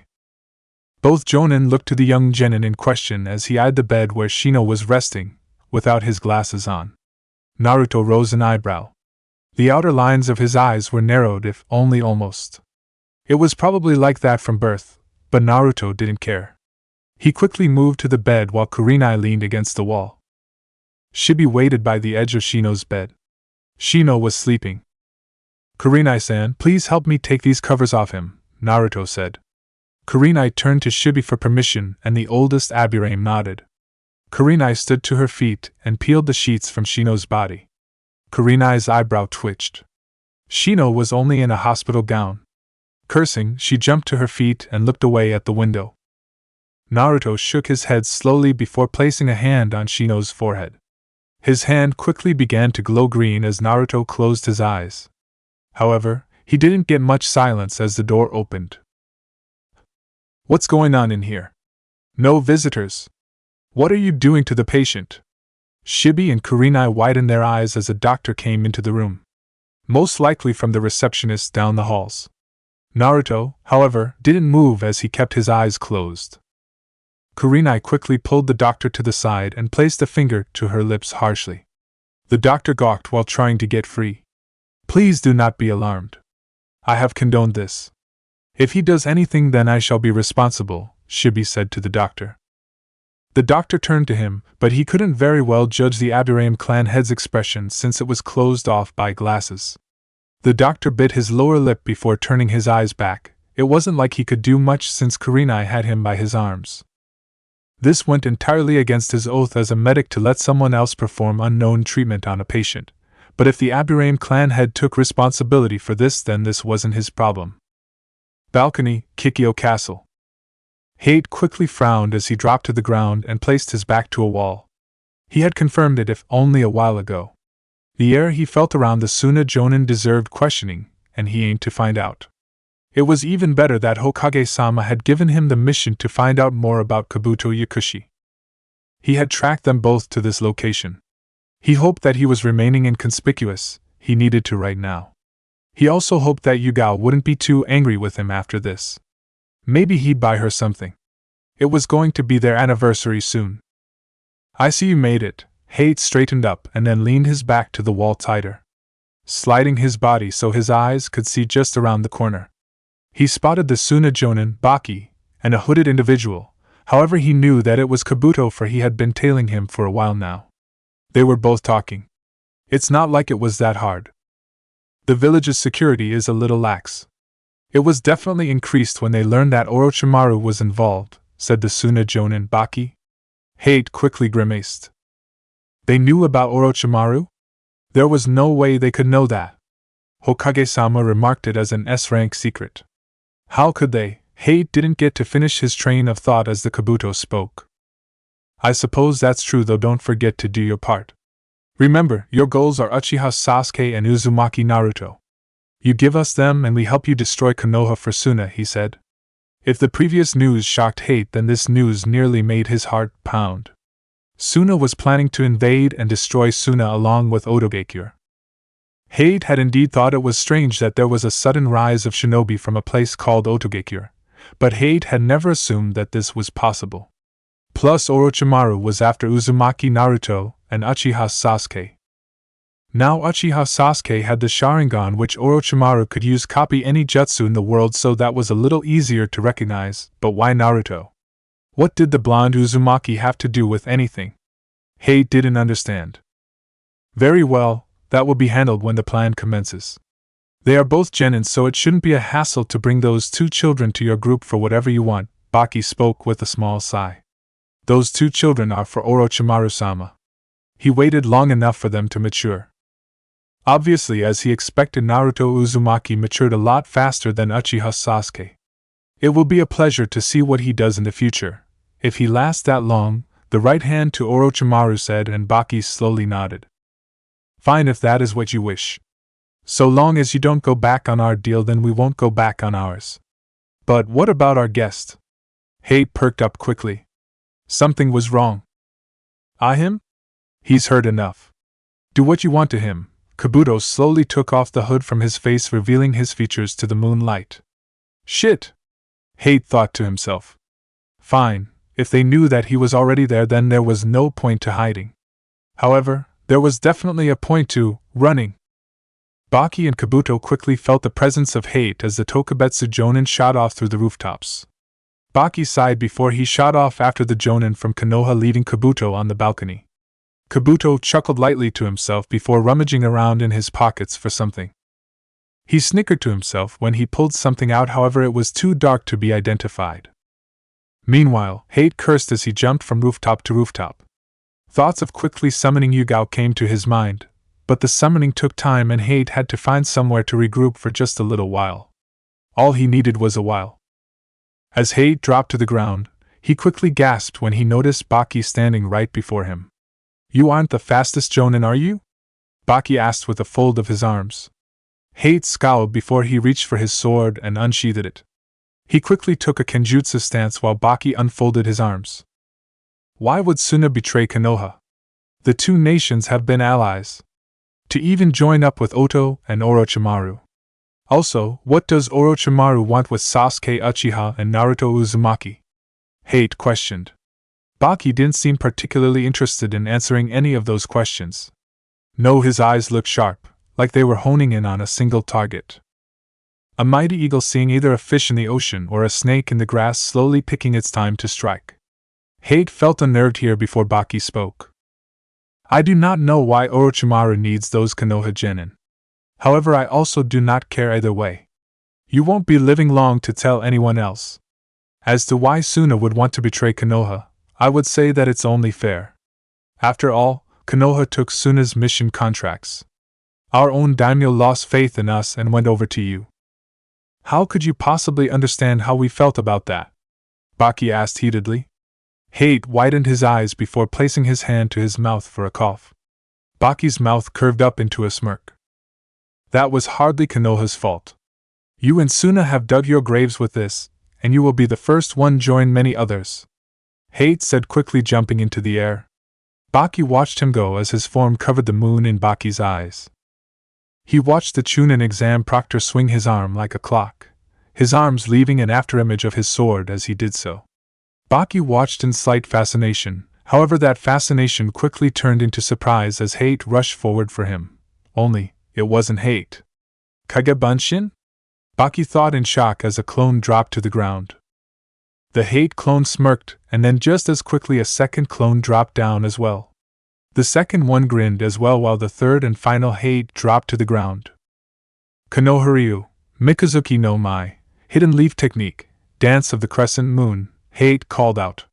All three Hate dashed for Baki's body, their bodies literally leaving afterimages as they ran towards him. It was such a beautiful display of footwork. Baki jumped out of the way of the first swing of a blade. He then swerved to the right away from the second one. Baki maneuvered through the air expertly before dropping back to the ground. The three Hayats glanced to each other before moving to intercept. Baki quickly flung a kunai at one, but it easily blocked the strike with its sword. In Baki's eyes he was seeing too many afterimages of the same three people. Hate suddenly became 1, 4, 8, 10, it was too much for the Suna Jonin's mind. Baki swung his leg at one of the clones, but Hate expertly ducked underneath it. Baki widened his eyes as the clones neared him, and raised their sword into the air. Baki quickly raised up his arms in defense, but it didn't do much good as Hate swung his swords down. Now you can die, Suna Jonin! Hate called out as he swung his sword and cutting into Baki's arm. The two clones of Hate vanished into the wind, while the real Hate watched blood slowly seep from Baki's arm.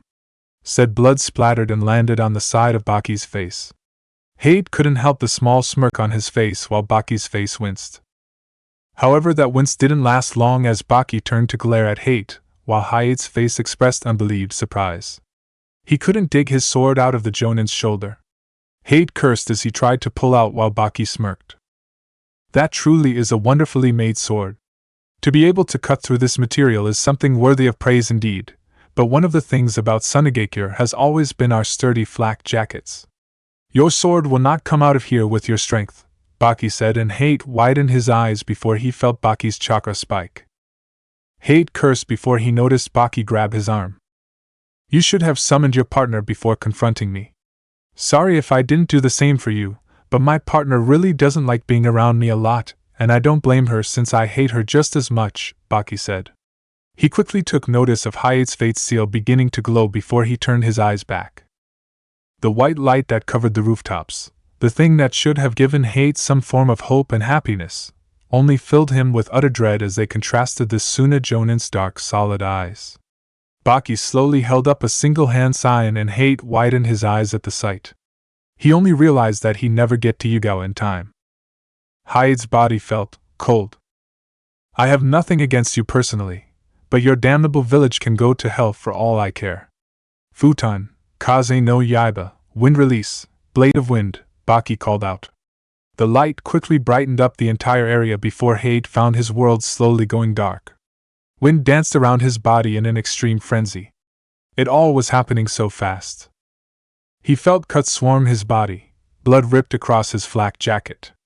Hate shouted in pain while Baki held a grin on his face. Hyate's fate seal slowly started to unravel.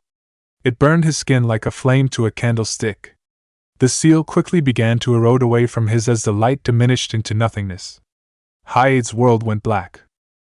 Hate felt his body slump. He dropped to his knees and looked at the sky.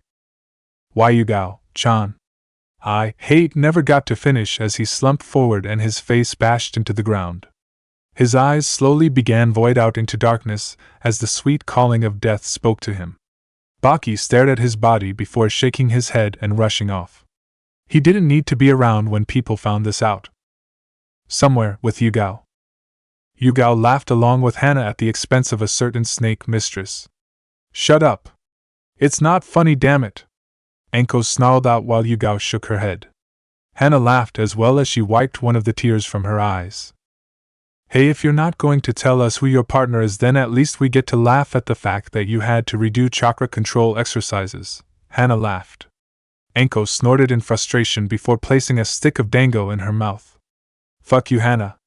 It's not like I had a fucking choice, plus, I was caught off guard by it. You can't hold that shit against me, Anko said heatedly. Hana quickly placed her hands up in surrender while Yugao giggled. So, is he a good kisser? Yugao asked with a raised eyebrow. Anko turned to the purple-haired Kunoichi before she looked off into the distance. Kami, that single kiss. Anko hated to admit it, but that kiss just sent a shiver down her spine. Just the feeling of how warm those lips were against her own. Okay, granted it was sloppy if only slightly, but Anko counted that to Naruto never truly kissing virtually anyone. The mere thought actually disturbed Anko greatly for some reason that she couldn't pinpoint. Hana and Yugao watched Anko's far-off look before the snake mistress unconscious placed a finger to her lips, as if merely trying to recall the feeling back at that time. Hana and Yugao widened their eyes and their smirks got even bigger across their face. However, Hana didn't say it, but for some reason the first time she had seen Anko since the Forest of Death Chunin exam, she had smelled something different about her friend. It was like a smell Hana felt she should be familiar with but wasn't. She didn't know why. It was probably nothing, so she didn't comment on it. It was alright, I guess, Anko said honestly. Yugao and Hana laughed before Anko sneered at them. However, that sneer didn't last long before it was placed by concern as she stared forward.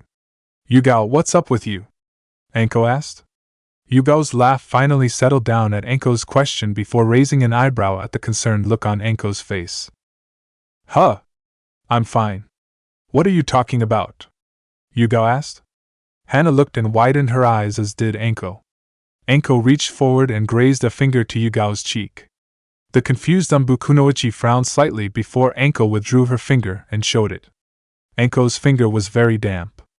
You're crying, Anko said with a stern look. Yugao touched her cheek and saw her fingertips wet from the tears that no doubt Hana and Anko were looking at. What? Why am I crying? Why is this? Yugao suddenly stopped and widened her eyes. Anko and Hana glanced to each other from their spot at their table. The tears on Yugao's face fell to the table without resistance until all hell broke loose as Yugao let out a shriek. Anko and Hana jumped back in shock while the people of the restaurant glanced to the panicked woman at the table. Hate? Hate? Hate! Yugao shouted. Anko and Hana glanced to each other and shook before they watched Yugao shout as she gripped her right arm in searing hot pain. Quickly taking action, Anko turned around. Get a medic Nin down here. Now! Anko shouted and one of the shinobi not on duty quickly rushed out of the room and toward the hospital while Yugao continued to cry, shout, and scream in utter agony. Images of her time with Hate, their fights, their intimate moments, their happy times, their sad times, their angry times, their hopes and dreams, flashed through her mind like a rapid change of the scenes of a movie. Yugao even watched as Hate was cut down by a Suna Jonin. It was dark so she couldn't see the Jonin's face completely. Anko and Hana grabbed Yugao, but she struggled against their grips. Her shouts grew more frantic and uncontrolled. Everyone watched in awe as the captain's fate seal slowly burned. The large line that was placed at the seal's center slowly and painfully began to disappear as Yugao couldn't stop the images inside her head. Her heart broke, she felt sick. Yugao dropped to the ground on her knees while she clutched her head, shaking it left and right to banish the coming, but unwanted memories to her. It was all quiet. Everyone uncovered their eyes and no one dared move as Anko and Hana inched towards the Anbu captain. "Yugao, are you okay?" Hana asked. There was no response. Anko scanned her memories and found a particular image from Naruto. It was a long shot, but maybe it would work. Anko's left hand glowed green as she touched Yugao's chest. "Anko?" Hana asked as Anko frowned. "She's gone into shock. She's unconscious. Shit, it's not best to move her right now. We can only hope that those damn medics hurry their asses over here," Anko said, and Hana slowly nodded. They watched as Yugao leaned back and shifted her weight before bashing the back of her head into the floor. She didn't move, slowly slipping into darkness. With Naruto. It had been over half an hour as Shibi, Kurenai and the doctor watched Naruto work. However, it became apparent that the doctor seemed to be watching harder than the other two. His eyes focused in wide shock as Naruto's green hand slowly drifted to Shino's stomach. His eyes were still closed as Naruto ran his diagnostic. The doctor was at a loss for words. Even the veteran medics that he had seen could only keep up the entire thing for about 15 minutes before taking a break. Thus Genin had to have an unprecedented amount of concentration and chakra control. It virtually left him speechless.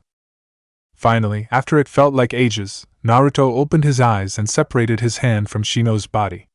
"How long has Shino-san been in the hospital?" Naruto asked without looking away from Shino's body. Shibi, Kurenai and the doctor glanced to each other, but the doctor spoke seeing as how the others didn't. "A week, give or take a day or two," he replied. Naruto slowly placed a finger to his chin. "I see. Am I correct to assume that you medics diagnosed this as a poison?" Naruto asked, this time turning his eyes towards the doctor's gaze. The doctor blinked a bit before slowly nodding. Hi, he stuttered for some unknown reason, like he almost felt intimidated if he didn't answer correctly. Naruto nodded and quickly turned back. Shibi seemed to have arrived at the same conclusion, but the same could not be said for Kurenai. "Is that an issue?" Kurenai asked, and Naruto looked towards Shino for a moment. He then took a glance at the 4 filter stuck in the young Genin's arm. "Kurenai-san, when you hear the word poison, what do you think?" Naruto asked suddenly. Kurenai blinked. She felt a little out of the loop, and Shibi narrowed his eyes behind his glasses while the doctor widened his eyes to a startling fact that he had come to. However, Kurenai thought about Naruto's question, and though it didn't make as much sense to her as she would have liked to have been honest about all that talk from Anko about torture and interrogation with poisons had helped, if only slightly. Kurenai widened her eyes as her thoughts came together, and Naruto nodded with what he had known to be her assumption to his question. Yes, when the body is poisoned, then it is merely an advanced form of rot and decay.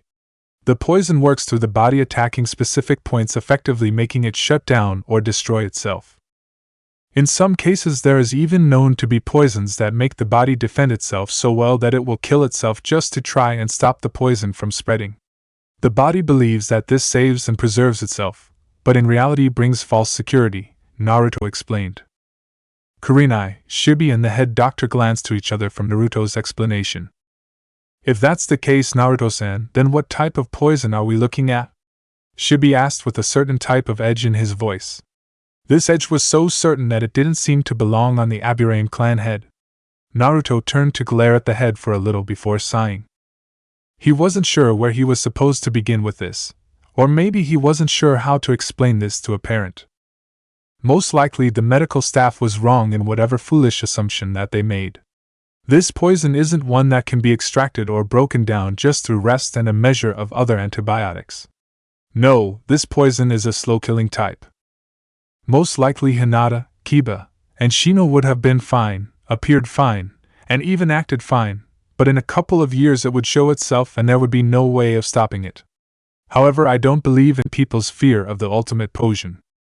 All types of poison are treatable no matter how potent or effective they are. The only thing that constitutes it being untreatable is the specific timetable that is offered to the one giving treatment. Slowly, this poison will destroy motor functions and then the organs until these 3 fall dead. Kurenai shivered uncontrollably. Jumping to her feet, she quickly walked over to the table. "So what can we do?" The more we talk about this, the more it's moving through their bodies and killing them. If you know what it is, then can't you treat it now? Kurenai asked. The head doctor looked away in shame. Now that we have identified it, it might be easier, but I hope you understand that the medical supplies for something like this are most likely to be expensive. We aren't sure where to begin, he said, looking at the bed. Kurenai frowned, and so did Shibi. The room was silent for a long time, the only sounds being of Shino's heart monitor. I can cure them. The three adults perked up instantly and turned to see Naruto looking at the three of them firmly. Kurenai turned forward and grabbed Naruto's shoulders. How? She asked. Kurenai didn't even have the time to find it strange that Naruto was the one who said these things, but based on many of Kakashi's reports and personal opinions, there was a lot about Naruto that many didn't know about. Kakashi did say that he had the aptitude for medical ninjutsu, but to do something that even the head of the medical staff said would be difficult? There was no way that this was possible. I will need only 2 things, Naruto said, glaring at the 3 of them. Shibi narrowed his eyes behind his glasses while the doctor placed a finger to his chin. What Naruto had just asked of them could easily get the doctor to lose his job, but what were they going to do? However, to trust a genin with something like this was entirely unorthodox. No one was sure what to do. With Sakura. Sakura sighed in bliss as she laid her body in a hot outdoor bath spring. She closed her eyes and rubbed her arms with her cloth. She could feel her body screaming at her not to move in the slightest, but she needed to get this done. She hoped that Naruto would be surprised with what she was hoping to accomplish. There was one thing Danzo taught her that Sakura was keen on expanding. He had told her that it was at first supposed to be simple reconnaissance jutsu, but over the years it took on a more active role. Then there was her Doton affinity. Danzo had given her something for that too. Naruto-kun, I wonder what you're doing right now, Sakura said to herself with a small smile. Throughout her training period, Sakura had wondered what surprise Naruto had planned on giving her. Truth be told, she didn't think that she required something like a surprise to motivate her to become stronger. Sakura had always known that whatever being taught to her would have some kind of application to her life somewhere down the line. Her parents had always tried to instill such ideals into her, and while she would like a surprise, she found herself feeling that it wasn't needed. However, that wasn't to say that she wasn't excited or happy about it. Though she felt it wasn't needed, Sakura couldn't stop thinking about it. A new technique? A new weapon? Or maybe some new special clothing like her gloves. Sakura suddenly fumed when she thought about those. Danzo had quickly confiscated those from her use, telling her that she would only use them when he thought she was ready. Well, whatever, Sakura would wait, but she would not be happy about it. Suddenly Sakura groaned as she felt a slight pain in her head. Oh right, my exercises, Sakura said to herself. Danzo had placed a seal at the top of her head, making sure that Sakura never forgot to follow specific instructions. Sakura groaned before she lifted her leg in a stretch. As she lifted it out of the water, she widened her eyes as she felt seal released a concentrated burst of chakra before settling down. I hate this, Sakura said to nothing, but continued what she was doing. With Naruto. Naruto opened the door to his house. It was already dark. Most likely everyone had already gone to bed. Naruto shook his head as he closed the door after stepping inside. He walked the dark halls of his house and came into the kitchen. It was spotless, and from his memories of his clone he had done the dishes, so there was nothing to worry about with that. Naruto gave a slow nod of his head before he turned to walk to the living room. He noticed that the TV was still on, but no one was watching it. Raising an eyebrow, Naruto walked over and noticed his kids sleeping on the couch bundled together. Smiling, Naruto drew them into his arms carefully so as not to wake them. He cradled his kids in his arms as he walked upstairs and into his room. The sounds of people sleeping peacefully in his house wasn't lost on him. As he turned on the lights, Naruto came to a stop. There, standing near the window in her sleep attire, was Kisa. Her green hair flowing down her back like a calm waterfall of water, only this was green. Naruto didn't say anything and just walked inside. He placed his kits on the bed and then proceeded to unzip his jacket and place it on the bed as well. You're late, Kisa spoke calmly with a slight smile on her elegant face. Naruto snorted in response, but he did nod. He didn't say anything just yet. Kisa sighed before turning around to face Naruto. The blonde looked at her for a moment before sighing. What is it, Kisa? Naruto asked, and he watched Kisa slowly walk towards him. Her form swayed left and right sensually, but there was no such thing about her motives. Naruto raised an eyebrow before the two stood face to face. Kisa took a deep breath and brushed her hands through her hair. Her next words weren't out of the realm of possibility for Naruto, though considering her actions this morning he couldn't help being a little put off in some way. What are the odds that this is my daughter? Kisa asked. Naruto's eyes lowered a little more from before. Kisa's face was calm, almost still just like his own. Naruto folded his arms and took into account Kisa's stance. It was a loose stance, showing that she was relaxed, she was focused, and most importantly she was rational. Naruto didn't know what happened to her today, but it at least made him a lot more, should he say pleased? Happy? Well, it at least made him feel better. Given that she has a darker skin tone from you, but still virtually all the same hair color, alliance to the former village that you had, as well as the birth dates that she had coincide with what you have told me, then it's most likely possible, Naruto said, and Kisa chuckled humorlessly. She slowly nodded and Naruto watched as Kisa grabbed his shoulders and pulled him forward until they looked clearly into each other's eyes. Tell me you will get her to me. I have never had reason to doubt your words before, and I will not doubt them now. I will wait. I will do anything you want me to do. Just please, by the time we all leave, let her leave with me, in my arms, Kisa said, and Naruto frowned. He took a deep sigh before slowly nodding. Naruto knew better than to give someone 100% approval that they would get something done. It only hurts them that much more when you fail. Always keep it in the realm of possibility, even the possibility of failure. I will do what I can, Kisa, Naruto explained. Kisa nodded quickly. Anyone else wouldn't have been satisfied with that answer, but Kisa wasn't just anyone else. She knew how Naruto thought and his words. This was one of the best promises that he would try to fulfill. Kisa just felt that way. She wasn't sure what Naruto was going to do, but she was sure that he was going to do something, and that was good enough for her for right now. Thank you, Kisa said, and Naruto just nodded. Kisa retracted her head and headed towards the door. Oh, and Konoha's debt to Exodus is null now. We have our 7th business, Kisa said. Naruto's eyes quickly darted to the right to the door. He watched Kisa exit the room, leaving him to his thoughts. Naruto placed a finger to his chin. Shaking his head, Naruto sat on his bed and rubbed his temples. He then reached into his pocket and pulled out 2 vials. One filled with blood and the other filled with purple-colored poison. Naruto snorted before tossing the vials in his drawer and then turning out the lights. He picked up the sleeping Rinko, Tuka, and Fu and placed them under his covers before he fell asleep as well. For once in a while, Naruto was truly tired. 2 days later. Jiraiya watched in silent fascination as Naruto worked on what he was doing. 10 medical books littered the ground where Naruto sat. His eyes roamed over each of them with a thoughtful expression added to his face. Jiraiya watched Naruto place a finger to his chin and scrape it slightly in thought. Far off, Jiraiya and Naruto were aware that Rinko, Tuka and Fu were off doing their own training that their father instructed of them. But anyway, Jiraiya merely stayed silent. He and Naruto had gotten the day done with the ceiling barrier and decided to take a break, or at least Jiraiya had. It was another good day of researching. And the sun in the sky just brought it all together. Naruto had never stopped him if he ever saw, say, some gorgeous-looking ladies who looked like they could use some company. It was such a good day, even if he had gotten slapped in the face. However, the only thing that worried Jiraiya was the lack of regard Naruto gave him at those times.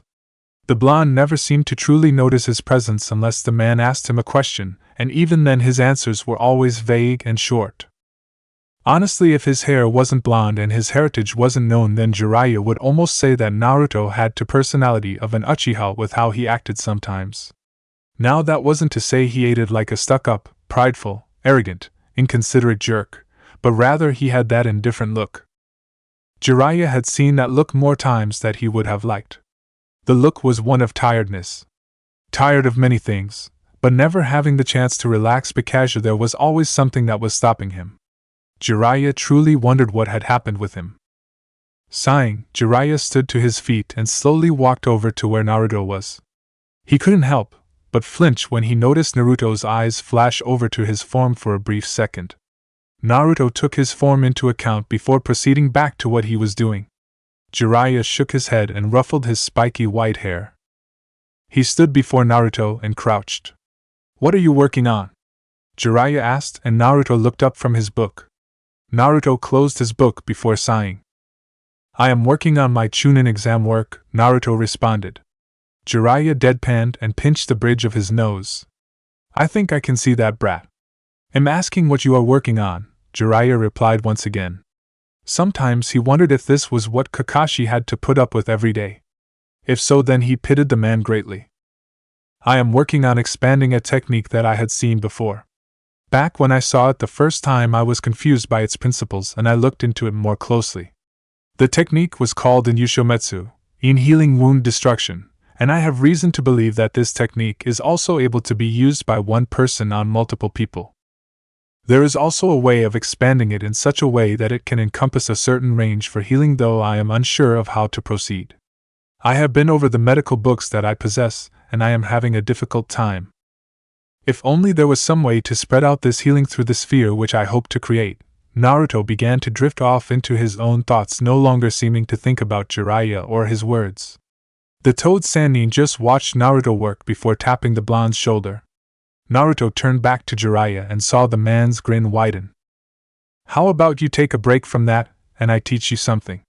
Maybe some time thinking about something else may give you the answer that you need," Jiraiya said, and Naruto merely gazed at the man for some time.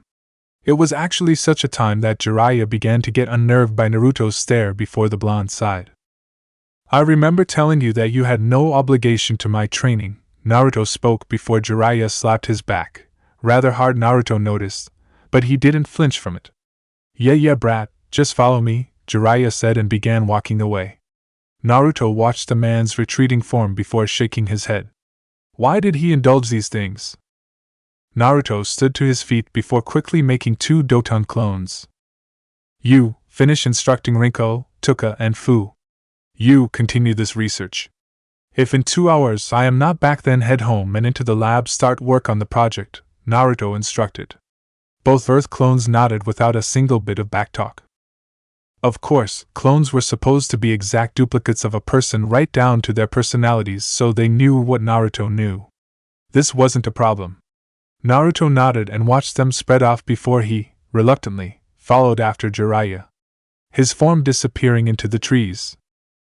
Naruto walked for a few minutes before he came into a separate clearing. He noticed Jiraiya waiting for him on top of a rather large-sized toad. At the toad's feet was a large rolled-out scroll. On it were only the names of 2 people. One of those names was Jiraiya and the other was Minato Namikaze. Naruto slowly narrowed his eyes. "You really are slow, brat," he said with a small smile.